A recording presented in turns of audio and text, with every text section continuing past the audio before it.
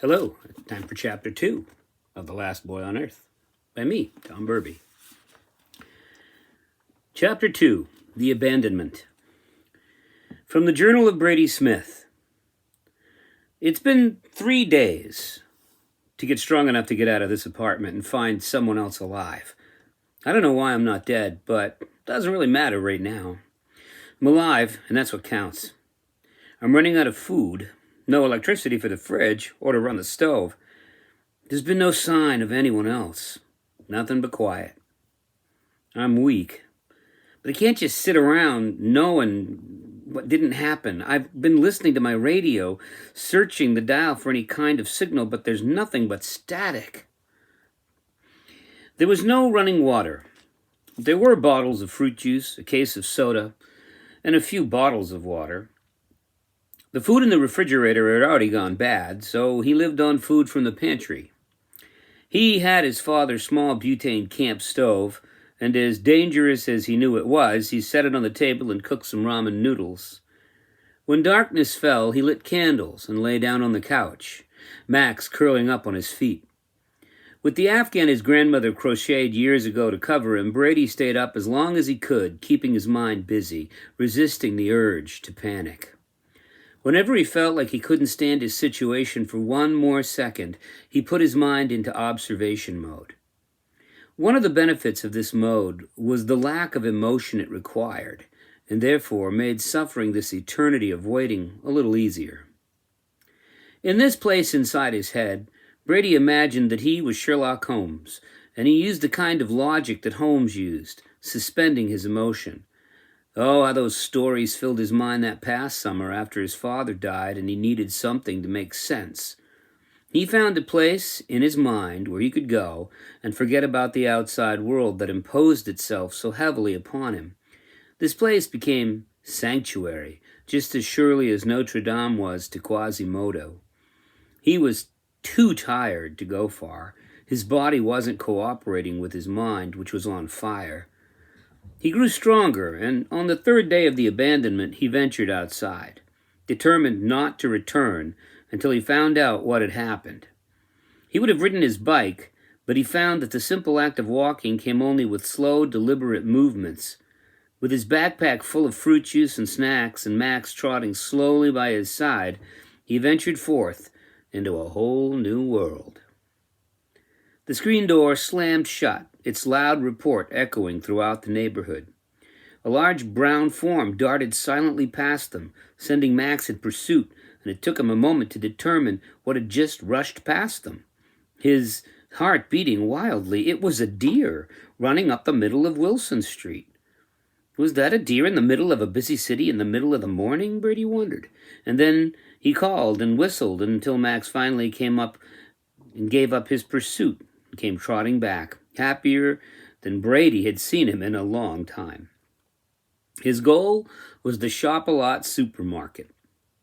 The government had closed all the stores, and food was distributed at relief centers or even dropped at the curb. Well, that was his memory before he fell ill. If the supermarket was closed, then there would be someone on the road, someone at the Dunkin' Donuts or Tim Hortons. Every hour, hundreds of cars passed by the mall at the top of the hill in Brewer on their way to Ellsworth or on the coast or to go into Bangor. Surely there'd be someone there to answer his questions. The long, silent trek was causing his fear to mount with each passing step that was juxtaposed by the incredibly happy form of Max running ahead of him, his tail a crazy metronome in the air. His search for someone, anyone, looked like a greater failure with every step. There were no people, and it was then that a troubling thought slithered into his mind. Everyone else might be alive, and he might be dead, trapped in some strange afterlife, alone. Perhaps they were all still alive in the real world, and he had died and been assigned to this private place, bereft of any human company. It was the long moment of not knowing when anything might be possible, and the world had uncertain, even foreign. Abandoned, orphaned, lost and alone as the wind's slow lament whirled a candy wrapper across the road and made someone's wind chimes ring a strange dirge for an empty world, Brady urged himself forward. If this was the land of death, he wondered, why was it so much like the world he knew? And then his better sense, his Sherlockian logic, emerged. He found himself actually saying aloud, "The game's afoot, Watson." Once, as a young child, he had fallen, and when he stood up, his hand was a bright crimson red. His index finger was cut deeply, and he was bleeding profusely, and instead of crying or fainting, he stood silently and watched it bleed. Strange, it didn't seem to hurt much, not anywhere near as much as it appeared it should. He bent his finger and saw the ivory white of bone beneath the blood and pulp, and he might have stood there for another minute or hour, but his mother came running over. Brady never shed a tear, even when they stitched him up at the emergency room. He was fascinated with the experience, if only because it wasn't anything like he expected. That was similar to what was happening to him now. In the midst of a foreign world, something at the wrong end of things, he was full of its experience, and he was intrigued. He returned to observation mode. He paid particular attention to his senses. What was he looking at? What color was it? Was anything out of place? Were there any sounds that whispered to him? He would later be able to recall every vivid detail about the time he spent searching. It was like stepping outside of himself for a moment, and there were times he swore. If he imagined hard enough, he would even erase himself from the recording in his mind and zoom in on details that he might have only glimpsed for a second in real time. He might be able to pause a scene and examine the visual for a long moment, closing his eyes and making a little movie theater right there on the black screen that was the back of his eyelids. "Scan the scene," he told his mind camera. "What else is there to see?" There were some cars stopped, and only partly on the road, their rear ends askew with the painted line of the median. Some had their doors open. There were only a few, perhaps 4 or 5, in the entire stretch from his apartment to the grocery store, but what might be lingering inside of each one of those cabs he didn't want to discover. Not yet. Avoiding them altogether, he continued toward his original destination, the shopping center. He was on the uphill slope of Wilson Street, near the Brewer Auditorium. He walked into the parking lot and was encouraged because there were cars parked in most of the spaces. He walked to the entrance and tried the handle of the door, but he couldn't get into the building. There was a hastily scrawled sign written in red ink taped to the inside of the glass of the main entrance, and it read, "Closed due to contamination. Do not enter." Brady was sure by the way it had been written that there were people inside. He imagined that it should have been more official looking, with words like, "by the order of the chief of police," but this was hastily scrawled handwriting denoting a less sanctioned kind of message, a plea, a warning. Contamination meant sickness, and that meant the pandemic, or whatever they were calling it, the flu, the sickness, the shivers. How old is the note? He wondered. If there are people inside, are they all right? Are they alive? He put his nose up to the glass and his hands around the sides of his head, and like he was holding binoculars, and concentrated his vision looking for movement or anything, but there was only darkness and the shadows as the light from the high windows filtered through. Peering for a long moment, he thought he saw the lower part of a leg lying on the floor just past the secondary entrance doors. It wasn't moving. He banged on the glass door with his left hand and shouted, "Hey, is anybody in there?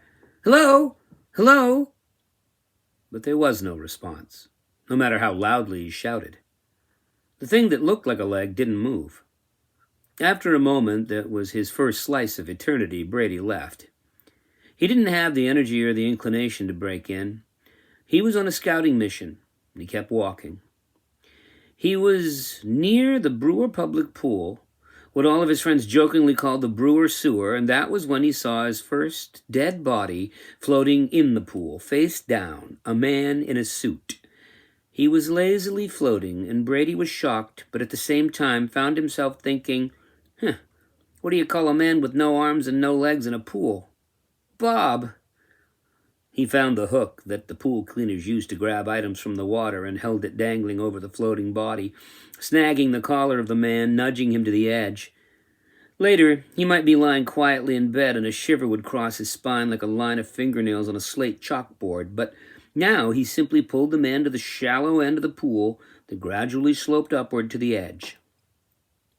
Using the end of the pole, he carefully turned the corpse head to the side.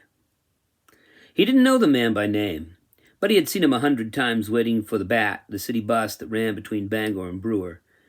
His tongue was swollen and lolled out of his mouth like an engorged leech. His bulging gray eyes were wide open, staring into whatever world waited beyond this one. His white, puffy face was enough to make Brady pause his recorder for a moment before determining that there was nothing more to be gained here, and that, in a very odd way, there was nothing to be afraid of in this dead man. Really, this guy is no zombie who's going around to stand up and chase me down and eat my brain, he thought. He's just a bag of bones, what's left after you die. He's an empty potato chip bag. He's a candy wrapper. A plastic bag blown in the wind.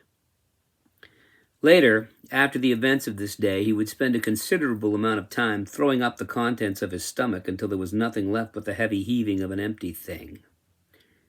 Still, death was not nearly as frightening as the prospect of being totally alone. He tried to pull the body out of the water, but couldn't find the strength. He could have walked away immediately, but he persevered, managing to hold down his gorge and complete the task. He took a tarpaulin that was next to the pump house and covered the man's body, even though it was still floating. Forward motion needed to be maintained. There was nothing he could do for this man. Max jumped up and down and nearly pushed Brady over before running back into the street, waiting for his boy to continue. If one were able to look down from above, from some high point in space, and focus down upon the lone boy walking into the parking lot of a small shopping center, one would see the minuscule figure stop solidly in his tracks, frozen. One would see him as a statue for a long time, except for the boy's head slowly swiveling as he surveyed the scene. There were cars with open doors and windows, empty plastic bags being played with by the wind. He perceived the flapping of the flags on the mall's roof. Perhaps 20 cars were haphazardly parked at angles in the lot. Upon closer inspection, one had driven through one of the grocery store's massive plate glass windows. A lone dog was loitering near the car, and when it saw Brady, it froze.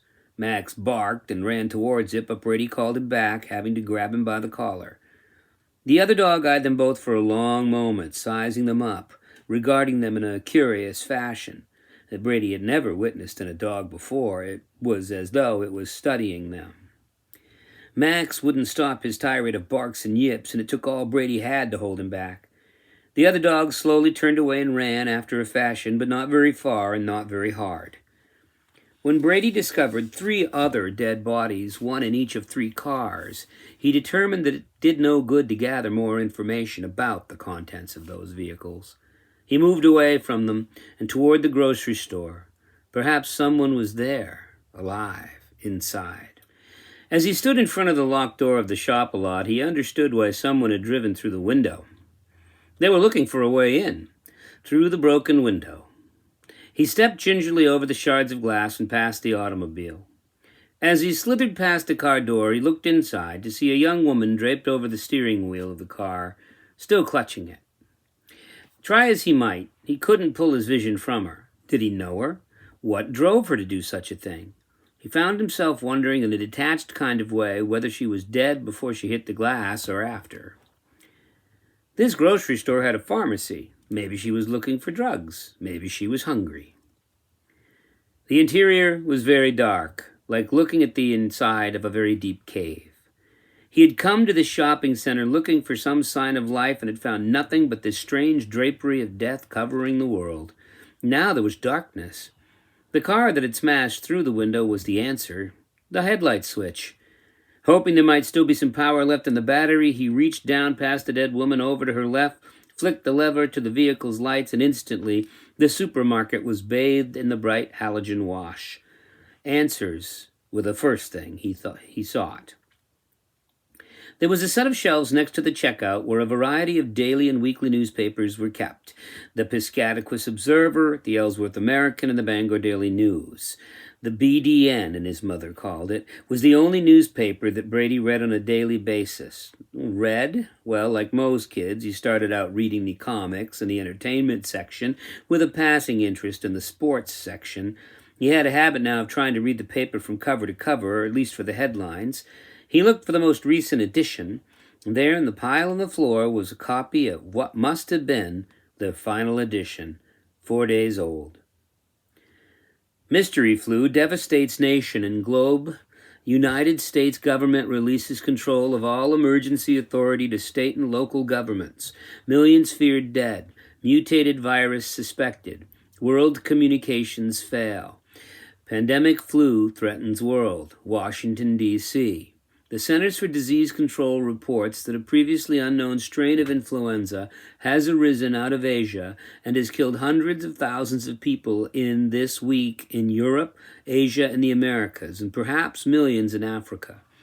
Various public health authorities report an inability to accurately determine the number of casualties.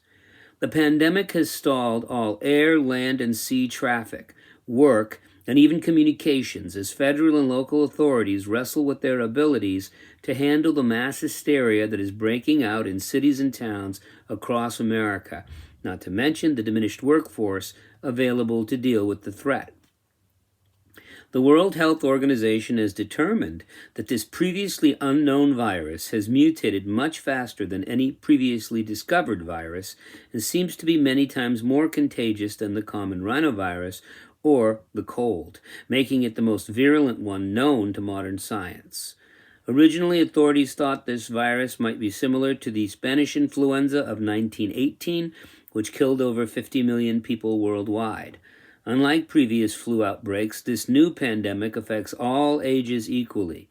The mortality rate seems to be growing daily from 50% last month to an unprecedented 90% in the last week. Hospitals in many major metropolitan areas have been turning people away, claiming they are over capacity and have an inability to combat this killer. Antiviral drugs specifically designed to combat such strains as the H1N1 virus have consistently failed in treatment of this infection. The Center for Disease Control in Atlanta warns the survival of civilization itself could be at risk. Citizens are urged to stay inside and away from populated areas. If possible, the bodies of the deceased should be removed and either buried or burned within a few hours of death. People should stay well hydrated and make strong steps to keep down fevers and consume antidiarrheal medication to treat the symptoms. The Centers for Disease Control have issued a few simple steps citizens may take to help ensure their own survival. If you are a healthy person, do everything you can to remain that way. The virus is passed from human to human and possibly from animal to human. The nature of the viral transmission is most probably airborne. Stay inside, avoid any contact with others until notified. Wash your hands often. Make sure that you have emergency supplies, including at least 4 weeks' worth of non-perishable food, water, and medical supplies, as well as emergency radios. All information will be issued through the Emergency Radio Network. Recent reports from around the world keep rolling in, and the picture is grim. If the reports are correct, the World Health Organization predicts a 90% or greater mortality rate for this pandemic. Religious organizations are calling these the end times, referring to the pandemic as the wrath of God. Special religious services are being broadcast over radio and television in the hope that people will stay in their homes until the crisis has passed. Brady let the paper fall to the floor. The edition was very small, only a few pages, but he was thankful that someone at the newspaper saw it through and wrote it down. From what he was assessing, he had quietly slept through a horrific time, one of rapid death and unimagined panic. Someone at a desk in the BDN's office decided to persevere through what must be the ultimate test of journalistic integrity, and to publish an edition they must have suspected would be the story of the end of the world. It seemed like they had published it just for him, their final subscriber. As he stood there in the wash of light from the dead woman's auto, he heard the faintest sound, the quietest of whispers from somewhere to his left. There it was again, but this time it was to his right. Glancing quickly in either direction while in observer mode, he tried to discover the cause of the sound, but there was nothing immediately evident. The lights of the car weren't bright enough to penetrate past several of the displays and aisle fronts. Quickly rolling the paper, he held it like a sword and found his way to the hardware aisle, finding a flashlight with batteries pre-installed, and he then went searching the dark recesses of the shop-a-lot. The pervasive odor of rotting flesh at the rear of the store stopped his progress, impelling him backwards, hitting him like a wave.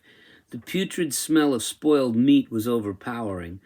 Still he persevered in his search for the source of the whispers. There, past the meat aisle, was the deli, past the freezer cases which were mercifully sealed with magnetic catches. He slowly made his way, shining his light through the darkness, stopping and listening like a hunter seeking prey, except he had never hunted anything in his life, and this was as much like being hunted as he could imagine. The feeling that he was being watched was preeminent. He couldn't shake it. And then he thought, why don't I just call out hello? And a voice within him said, no way, moron. What if whoever is making that noise is crazy and wants to kill you and eat your brain or something? Shut up and stay calm. Don't panic. Don't panic. That was the best advice he'd ever read, and he quietly thanked Douglas Adams for it, having read The Hitchhiker's Guide to the Galaxy just last year. Don't panic, the best advice in the world. He had seen his share of zombie movies, and right now a mindless, slow-moving corpsicle could plunge out of the darkness of an aisle and take a bite right out of his skull. Put that thought away, stupid. Whispers in the darkness. But what were they saying? Where's this sound coming from? Brady couldn't find the source of the sound, and it bothered him greatly. He took some canned food, mostly, then a 2-liter bottle of Dr. Pepper, some pretzels, filled every pocket full with batteries, took 2 flashlights, and when he thought he couldn't carry any more, he walked to the front of the store, never looking back. His backpack and pockets were full. By the window was a display with paper and pens. He stopped and considered. He'd always been a scribbler, but now, more than ever, he thought it might be a good idea to keep a record of happenings, thoughts, and ideas. And he felt for the first time the harsh tug at his heart that felt like hunger, but would be more difficult to feed. It was the first vestige of loneliness. His heart was hungry for some company, any company at all. Maybe the words he could write would help stave off that growing hunger, if only for a while. Maybe he would have to keep himself company. Hey, kid, why are you talking to yourself? Oh, I only do it when I need intelligent conversation. He looked carefully and considered.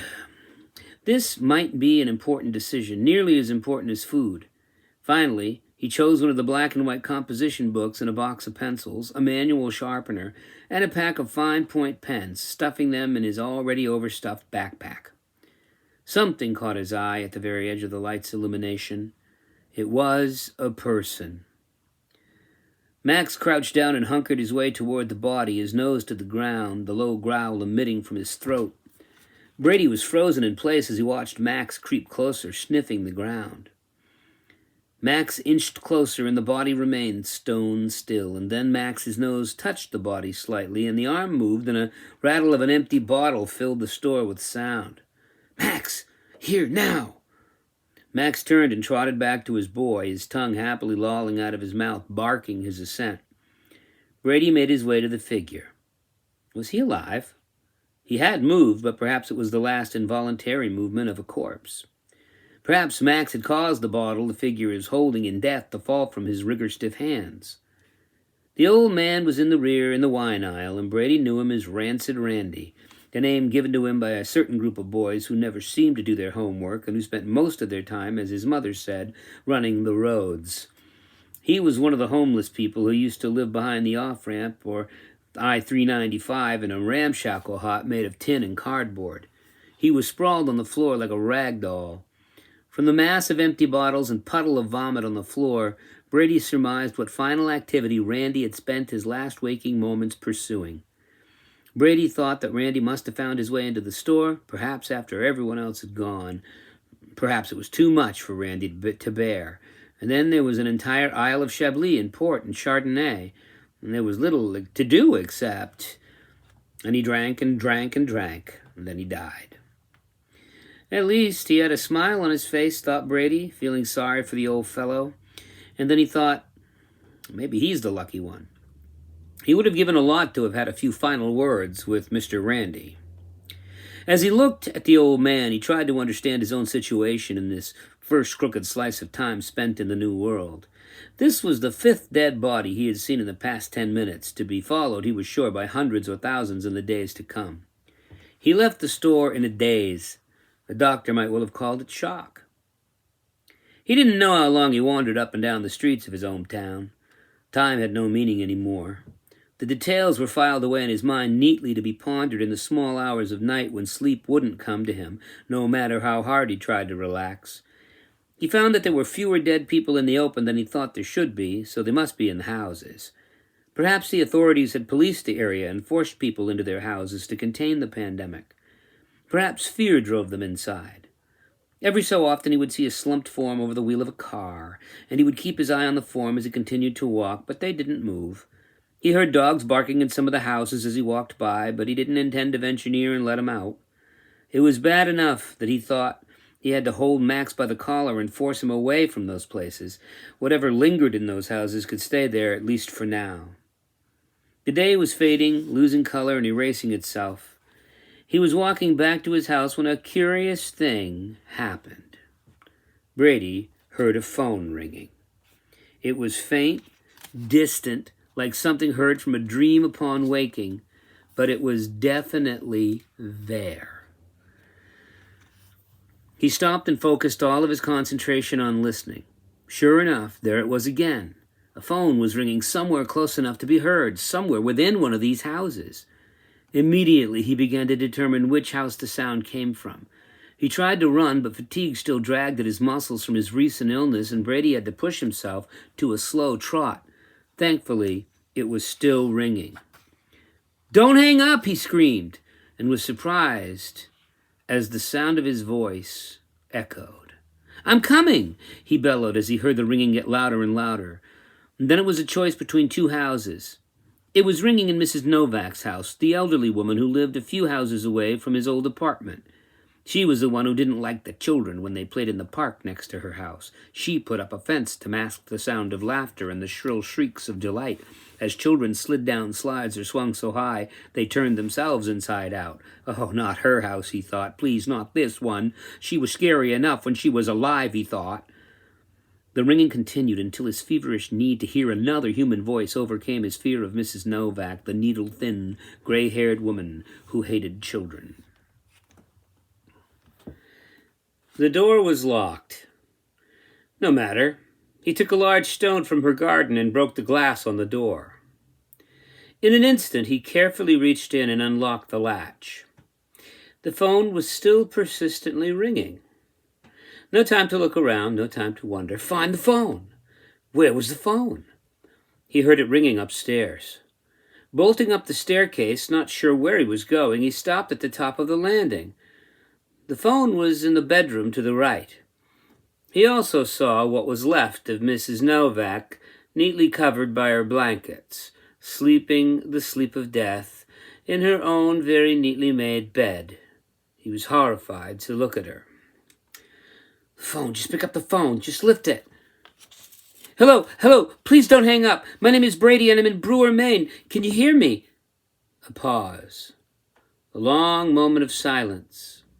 Then a gray voice, a ghost voice, a recorded voice said, "If you'd like to make a call, please hang up and try again, or call your operator."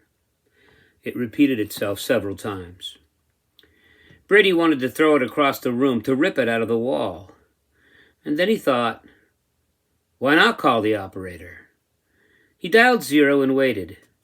The other end of the phone rang and rang until the same voice, the recorded voice at the end of the line in some distant city, said, "We're sorry. All of our operators are busy helping other customers. Please hang on and we'll be with you shortly, or hang up and try again later." And then the music started, that awful tinny elevator music that could numb anyone into unconsciousness. Brady pressed the speaker button on the phone and sat down on the chair Mrs. Novak had near her little phone table. He surveyed the room. Mrs. Novak might have been the crotchety old woman who didn't like the sound of children playing in the park, the city so ignominiously installed on the public land next to her house, but now he could jump up and down shouting hallelujah and not bother her at all. He'd always avoided her gaze when he'd been a younger patron of the playground. Now, though, he felt sorry for her. He cradled the phone on his shoulder and listened to the tinny elevator music emanating from some distant unknown source. He waited for a minute or two, and then an eternity. There was a slight chance that someone might answer on the other end after a long time, if he could only be patient. A half hour passed, and still nothing, no sign of life. He knew the phone system ran on a different power supply than the rest of the grid, and that a computer glitch may have randomly called Mrs. Novak's number, but the idea that someone, a living person, had dialed the house he had just happened to be near was troubling. Was someone trying to contact him? Did someone know he was alive? Who dialed that number? And suddenly he realized that there was such a thing as hunger for human contact. And it was far more debilitating than mere hunger for food. It was a need that demanded sustenance. Don't jump to conclusions. Base your hypothesis on the laws of nature and on data. And then investigate. Don't judge, just question and seek answers. And then, when you have enough information, you can come to some real conclusions.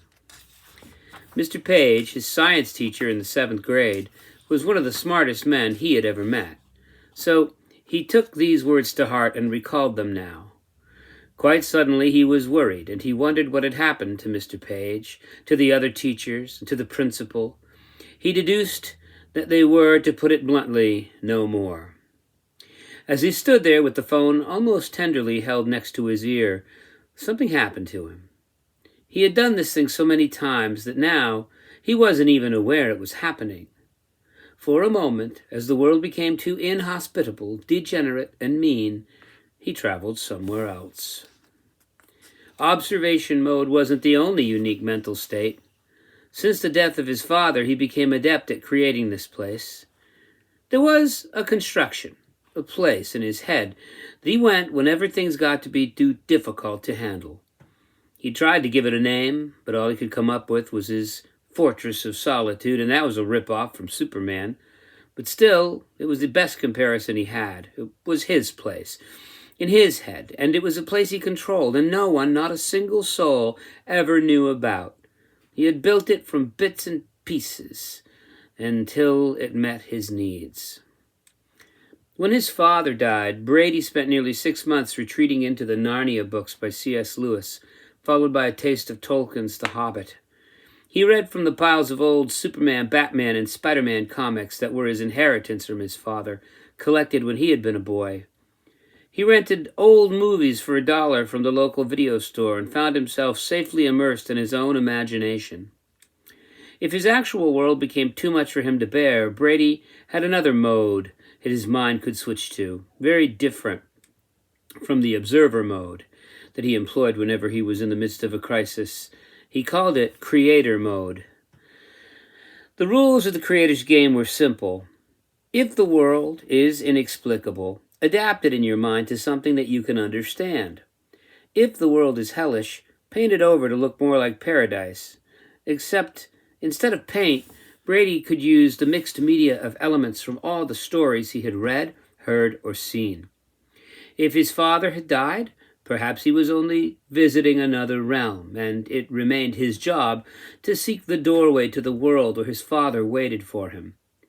If he couldn't sleep, it was for no other reason than the angels were whispering to him, telling him secrets in a language he didn't yet understand, but one day, with study and perseverance, he would.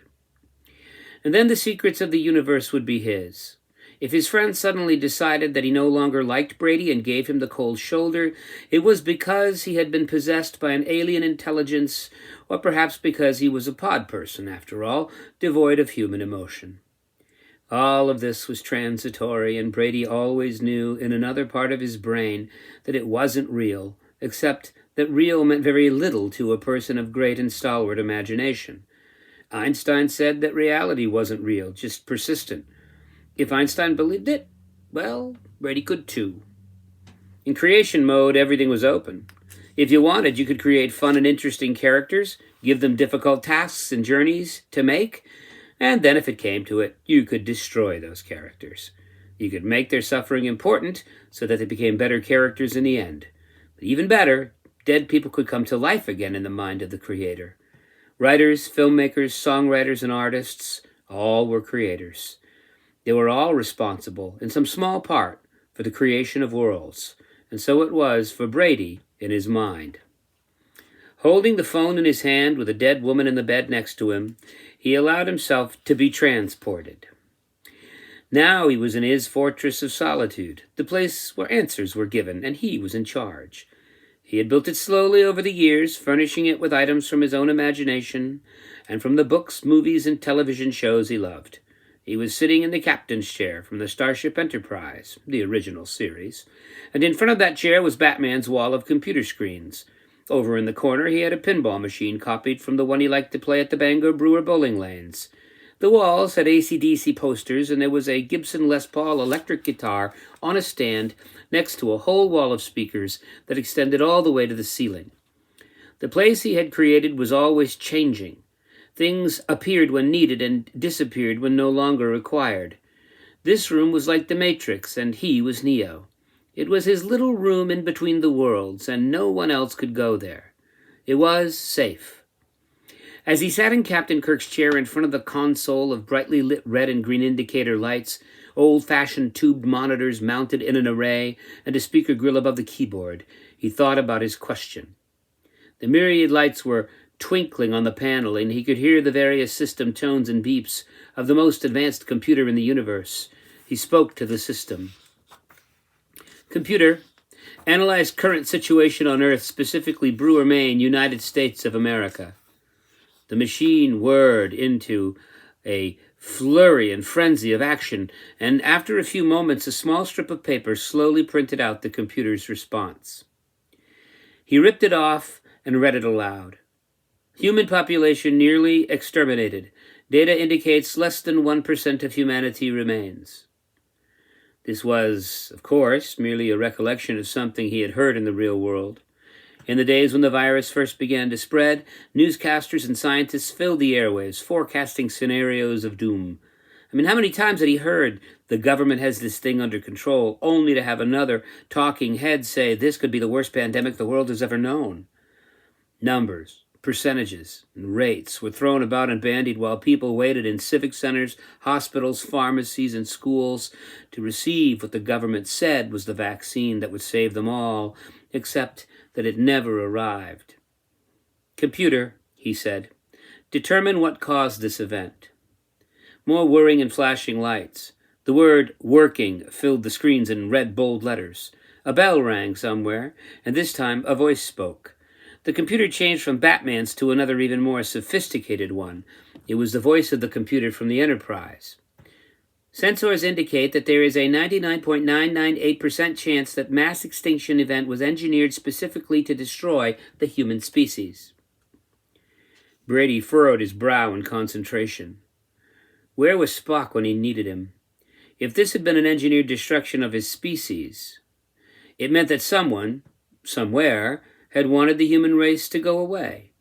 Perhaps aliens caused this in hopes of using Earth for their own without having to fight. Perhaps H.G. Wells' War of the Worlds strategy of destroying a species through infectious agents was a universal weapon used throughout the galaxy by more advanced species as their empires grew.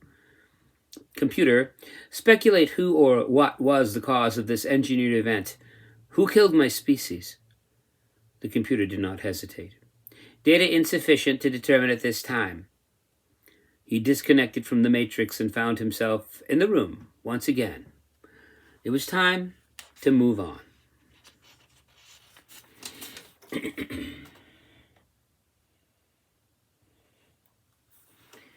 From the Journal of Brady Smith.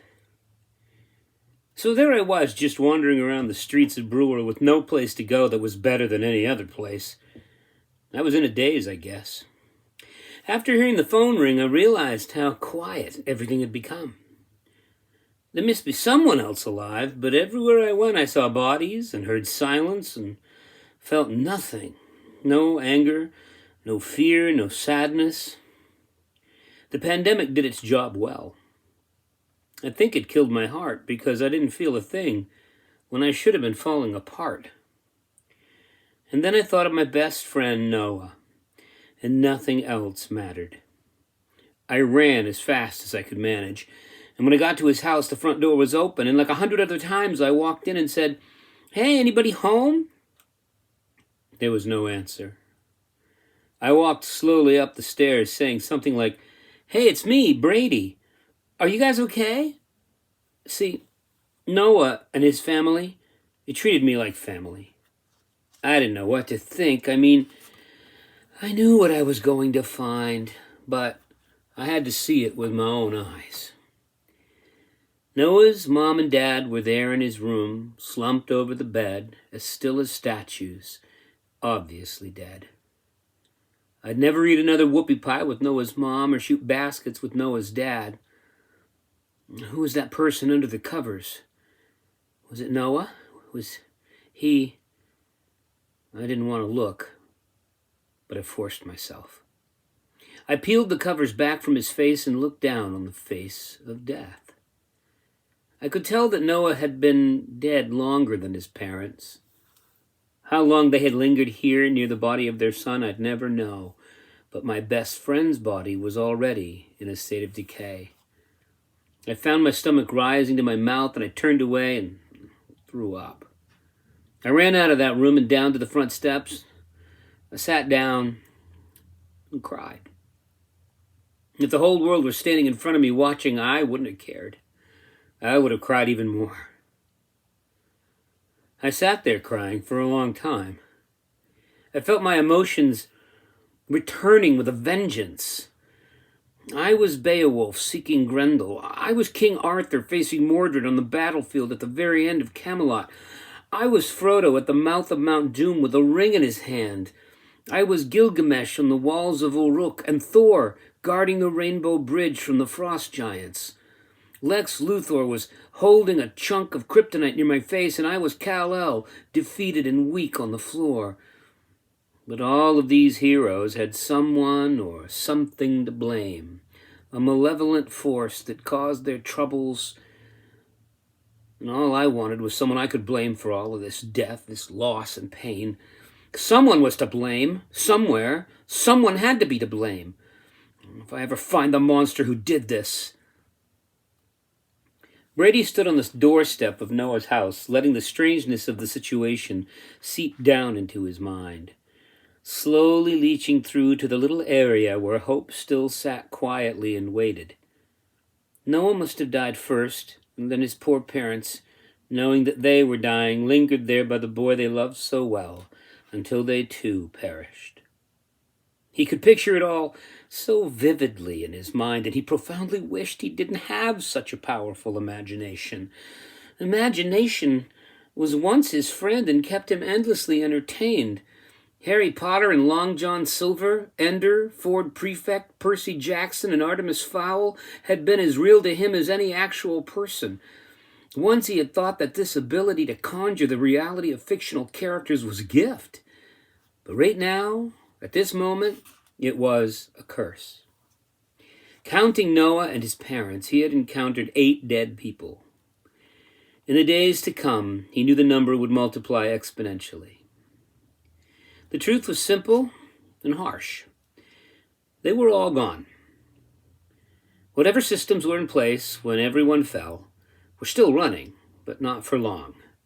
Soon the machineries of civilization would cease, and for a very, very long time. Brady wandered the lost world for the better part of 2 days. Everywhere he went, he was met with the same sight repeatedly, the grisly and tired face of death. He even imagined that death was somehow a person, a being that had walked the earth, reaping a harvest of souls unlike any other in the long history of the world. Death was a tall, dark figure with a sickle or a scythe and a Holocaust cloak, who was very busy and, like Santa, able to travel with great rapidity. Perhaps Santa and Death were brothers, except one was definitely real. With each discovery, he felt something within him, A mother and her child, an old couple he had often seen walking the sidewalks to share a sunset in the spring, a whole family, and classmates from school. These were the denizens of his anger. No one had bothered to lock the doors, so entering their homes was easy. Many had preferred to perish outside, and more than a few died sitting in their cars, forever going nowhere. He called for someone, anyone, to answer him, but time after time his shout was a mute witness to his solitude. Every time he found an unlocked car, he reached in and blasted the horn in an SOS fashion. 3 short blasts, 3 long blasts, followed by 3 short blasts again. He listened intently, but no one within earshot answered his call. Then the angry tears would flow, and another set of bricks to the wall he was building inside of himself added, one that would keep him safe from the hard light of the truth of things. He wandered with no direction, and when fatigue got the better of him, he simply collapsed on a lawn or inside an empty car. Where have all the people gone? Why doesn't anyone answer me? More than once he pulled out his dying cell phone and randomly dialed, hoping beyond hope there was anyone left to answer. If he could have torn down the walls of the world, he would have. He wandered to the Joshua Chamberlain Bridge between the 2 cities of Bangor and Brewer and sat down in the middle of the road. Never once did the idea flow into his mind, I wish I were dead, but 1,000 times came the longing wish over and over, I wish I'd never been born. He didn't know how long he sat there, his head bowed as if in prayer instead of desolation. It was the sound of a bird that wakened him from his stupor, a prolonged squawk that compelled him to look up. From the north side of the river he beheld the large black form of a raven flying alone in the air, gliding effortlessly above the incoming tide from the ocean. He watched as it flew lazily above him, circled his form 2 times, and then flew beyond him, back toward Brewer. Exhausted though he was, he lifted his tired weight, and with leaden tread he made his way back to the necropolis. It was dark now, but the streetlights still shone. He walked for hours with no release from the weight on his shoulders. There was the bowling alley where he'd had a birthday 5 years ago, and there were the fast food restaurants where he spent most of the allowance his mother gave him every week. What did that McDonald's hamburger taste like? He couldn't recall the flavor, and it twisted in his mind like a knife. He thought of the ring and Frodo from The Lord of the Rings, except the weight he carried was remorse, emptiness, and loss. With every reminder of his new solitary state, the weight grew. He wanted revenge. He fantasized about traveling the wide world over until he found the person responsible for this devastation, and when he found him, he imagined 100 different ways he would kill him. Brady began to wreak havoc upon what was left of the world. His first act of terrorism was to break a window to the storefront, which was harder than he thought it would be. He threw heavy stones that bounced off the windows and laughed at him as they fell to the ground. No matter how hard he threw them, it wasn't any good. He walked around to the back of the bowling alley, and in the back of the place, in a rubbish pile, he found a length of angle iron about 3 feet long rusting in the ground. Hefting it like Hercules would his club, swinging it like a Viking hammer, he began his rampage. The storefront window fell in a shattering rain of shards against the ground. Brady felt exhilarated. Car windows were smashed in the car dealership down the street, and with every smashed windshield, another car along began to sound, and one after another, in a rising cacophony of angry noise, the world was filled with the sound of 100 alarms, blaring at once. Max ran wildly in circles, barking and yelping, howling with a shared glee. As the sound intensified, so did Brady's anger. He thrashed at the cars with insane glee, the rusty angle iron suddenly Mjolnir or Excalibur, and he wasn't breaking car windows, but, like Don Quixote, he was fighting giants as tall as mountains who had come to destroy his world. If anyone else had been close enough to witness this spectacle of delicious abandon, they would have seen a frightening smile slithering on Brady's face. He let loose the dogs of war within him, and like Zeus, he freed the 100-handed ones from Tartarus. He saw a red Camaro in the parking lot of the Burger King, and a thought came to his mind. No more walking for this boy. He wasn't surprised to find the door unlocked and keys in the ignition. In the last moments, people simply stopped worrying about things and spent their last times concerned about more pressing issues like life and death. Max sat in the passenger seat and Brady pressed the button that lowered the window for his dog. Twisting the key in the ignition, the engine roared to life. Stepping on the acceleration pedal, the roar of the motor swelled to a sound that filled his ears. Flipping the visor down, he found several music CDs in a sleeve and carefully chose the loudest, angriest music he could find. The CD player sucked the disc in with a mechanical murmur, and in a few seconds, the rhythmic, angry guitar of Angus Young blared back at him. Dropping the transmission into drive, he floored the Camino, and black smoke rose from the parking lot as the wheels spun frantically trying to gain a hold. When they did, he rocketed forth down U.S. Route 1A, his body pressed firmly against the seat as he flew. Max's head hanging out of the window, the wind forcing his eyes into slits as his tongue madly wagged in the breeze. The idea that what he was doing might endanger his own life didn't enter his mind. He learned to drive in Grand Theft Auto, and the roads were mostly clear, and he imagined the strange digital world where he owned the only moving vehicle, and the edges of the road were nothing more than a blur in his vision. He crossed the Penobscot Bridge, and then stamped on the brakes hard, causing the car to skid and nearly tumble as he cranked the steering wheel hard to the left, and the car's tires screamed against the ground. The Camaro stopped. He sat there, letting the rush of adrenaline course through him. It felt good. He was alive. He knew he was alive. He felt it. Still, he found no real solace. Only while he was in motion did he feel better. It occurred to him that the driving video games he had played for so many wasted hours had helped him. He could handle the machinery surprisingly well. He turned down State Street toward the medical center and cranked the volume on the CD player to maximum, opening all the windows, driving the wrong way down a one-way highway, holding the middle like he owned both sides.